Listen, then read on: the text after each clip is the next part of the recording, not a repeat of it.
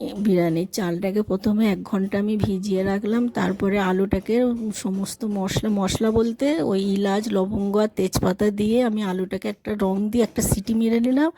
নেওয়ার পরে আলুটাকে ঠান্ডা করে ছাঁকা তেলে আলুটাকে লাল লাল করে ভেজে নিয়ে ওতেই পেঁয়াজের বেরেস্তা বানিয়ে নিলাম।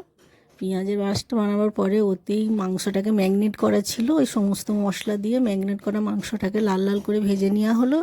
ভেজে নেওয়ার পরে ওই তেলেতেই পেঁয়াজ, আদা, রসুন, একটু গরম মশলা, এলাচ আর লবঙ্গ দিয়ে তেল দিয়ে ওতে মাংসটাকে ভালো করে কষানো হলো। টক দই দেওয়া হলো, দিয়ে ভালো করে কষিয়ে বিরিয়ানির মশলা দিয়ে কষাবার পরে মাংসটাকে নামিয়ে রাখার পরে ভাতটাকে আমরা করে নিলাম 70-80% মতো।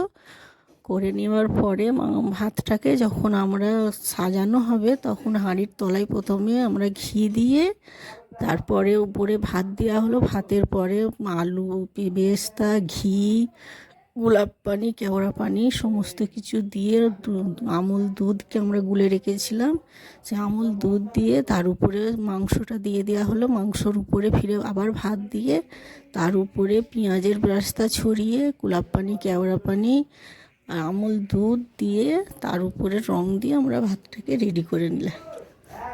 তারপর চুলোয় চুলোয় গিয়ে ভাতটাকে আমরা